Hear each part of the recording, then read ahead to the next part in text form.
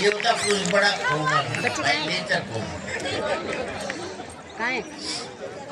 Kiwi का? अब 6 साल पहले की घटना।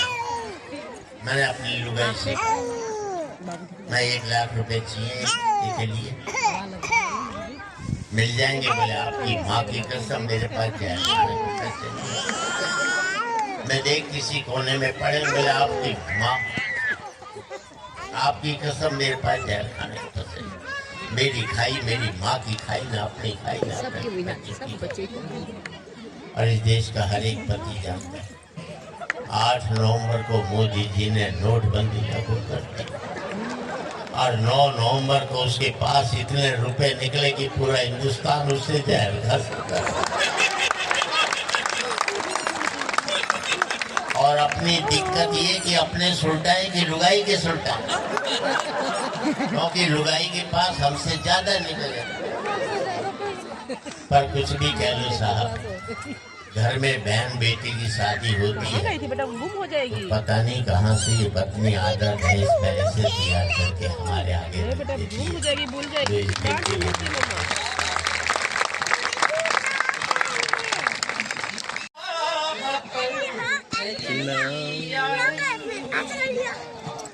अजनबी चली आई, दिल ने रोका मगर चली आई। आप 2 गज जमीन देंगे न देंगे, आप 2 गज जमीन देंगे न देंगे,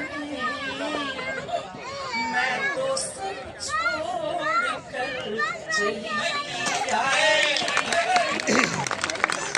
मेरी भी हौसला अफजाई करनी, बस आपको यही करना है।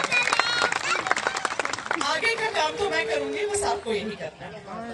2 छोटे छोटे गीत लेकर आपके सामने हाजिर हूँ। मौसम बहुत खुशनुमा है और इस खुशनुमा मौसम में अगर प्रेम गीत न सुनाया जाए तो मुझे लगता है कि कविता का कोई फिर औचित्य नहीं रह जाएगा।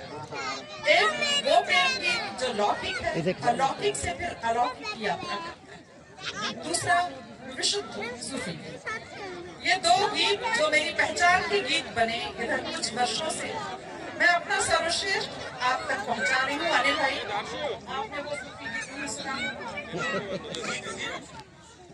तो एक गीत लेकर मैं आपके सामने हाजिर हूँ। उससे पहले एक छोटा सा मुक्तक, ताकि थोड़ा सा ये माहौल भी तैयार हो जाए, तब तक ये चाय के कप भी रख चुके। तो उसमें कविता की जो 2-4 पंक्तियां हैं उनकी आहुति नहीं होने पाएगी, वो भेंट चढ़ जाएंगी। कुर्बानी अच्छी है, लेकिन कुर्बानी कब दी जाती है वो आपको पता है। कविता की कुर्बानी अच्छी नहीं है। हम लोगों के समय में लड़कियों से कुछ नहीं पूछा जाता, बड़े लोग सारी बात फाइनल करते। और जब ऐसा होता है तो एक लड़की क्या सोचती होगी, मैं मंच के एकमात्र कवित्री हूँ, बहनों की बात करने के लिए मैं यहाँ पर हाजिर हूँ। मैं अपनी सभी बहनों का प्रतिनिधित्व कर रही हूँ, तो आप लोग चाहें तो बहनें तो तालियां बजाएंगी, और जो पुरुष वर्ग है उनकी बेटियों का, बहनों का, उनकी पत्नियों का और प्रेमिकाओं का, सबका प्रतिनिधित्व कर रही हूँ। उनकी दिल की आवाज मैं आप तक पहुँचा रही हूँ। तो आप जल्दी से कप रख करके चले जाएं। ये कप यहाँ पर थोड़ी देर के लिए बस आप रोक दीजिए, बिल्कुल लेने के लिए ना आए, कप बिल्कुल सुरक्षित है। क्या है, मैं आपको एक बात बताता हूँ, जो गीत विधा है वो बहुत बहुत समझने की बहुत संवेदनशील विधा है। मेरा मन है कि जब इस मंच से अच्छी लगती है, लेकिन सही चीज भी अच्छी है, तो ये इस समय इसका सही वक्त नहीं कहना चाहूँ कि इस समय आप ये कार्यक्रम मंच को प्रणाम करती हूँ, आप सबका यथा योग्य अभिवादन करती हूँ। बहुत मन से आप लोग हौसला अफजाई कर रहे हैं। सौरभ सुमन ने बहुत अच्छा संचालन किया है और कर रहे हैं, आगे भी ये जारी रहेगा उनका। जब भी कुछ खाने तो हमारे मुंह में पानी आ जाता है। कोई दिक्कत नहीं है, आप सब इधर भी भिजवा दीजिए, आप लोग को भी बहुत अच्छा लगता है।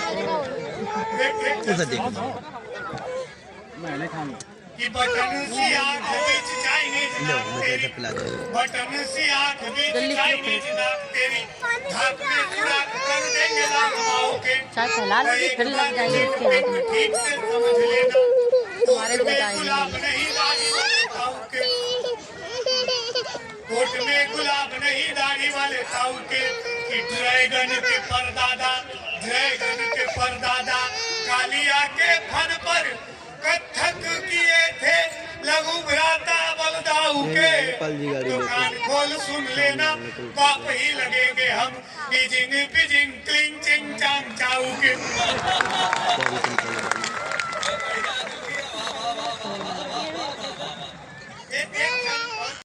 हम पहली बार सर दुबई गए तो एक शेख साहब गए, पंडित जी शराब पे सुनाइए।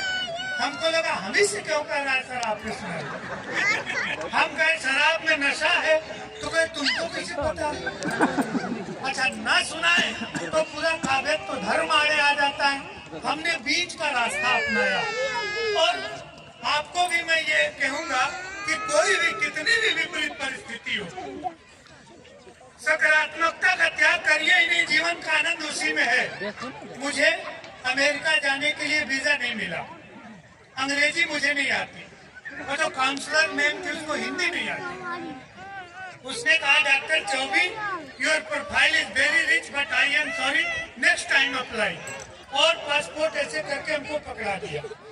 हमको लगा कि इसी तरह से अमेरिका जाने के वीजा मिलते होंगे।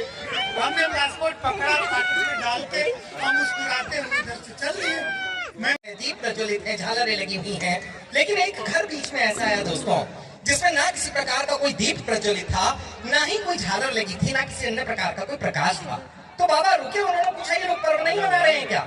चेलों ने कहा हमें नहीं पता, स्वामी जी आप खुद जांच लें। स्वामी जी अंदर गए तो देखा कि एक दंपति, पति और एक पत्नी ऐसे गमगीन अवस्था में बैठे हैं जैसे भाई साहब बैठे हुए थे। उनसे पूछा आप पर्व क्यों नहीं मना रहे? बोले जी हमारे विवाह को 10 वर्ष हो गए हैं, इन 10 वर्षों में हमारे यहाँ कोई संतान पैदा नहीं हुई, हम लोग पर्व मनाएं तो मनाएं किसके लिए? तो बाबा जी ने कहा इसमें दुखी होने की कोई बात नहीं है, मैं बद्रीनाथ जा रहा हूँ, आपके नाम का एक दीपक बद्रीनाथ के दरबार में जगाऊंगा, अगर अनुकंपा हुई, कृपा हुई तो आपके घर में किंकारियां जन्म लेंगी। साहब ये कहकर के बाबा जी वहां से चले गए। 10 साल के बाद बाबा जी का पुनरागमन हुआ दिल्ली में, तो मन में एक इच्छा जागी कि जाकर के देखूं कि कुछ हुआ कि नहीं हुआ। बाबा जी उस घर के बाहर पहुंचे तो देखा कि 10-12 बच्चे खेल रहे हैं। एक बच्चे से बाबा जी ने पूछा बेटा यहाँ पर एक घर था? बच्चे बोला हम पे टाइम नहीं है, अंदर जाके मम्मी से पूछ लो। बाबा जी अंदर गए तो देखा एक महिला आटा गूंथ रही है बहुत सारा, देखते पहचान के चरण छू लिए। बाबा जी अनुकंपा होगी, कृपा होगी, किलकारियों ने जन्म ले लिया। बाबा जी ने पूछा कितने बच्चे हो गए? बोले जी 12। बोले 10 साल में 12? बोले हाँ जी एक बार जुड़वा हो गए थे। बोले अच्छा ये बताओ तुम्हारे पति कहाँ हैं? बोले जी बद्रीनाथ गए हैं। बोले क्यों? बोले जी दिया बुझाने।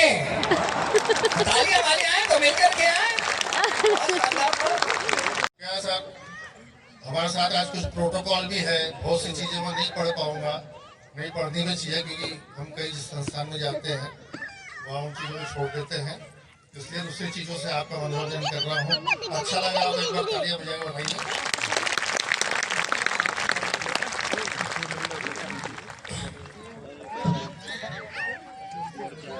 आइए सर। और बरत चढ़ाइए, पान वाला बोला साहब तुमने जो पैसे दिए हैं वो भी डाल दो क्या मुझे ये भी तो बताइए।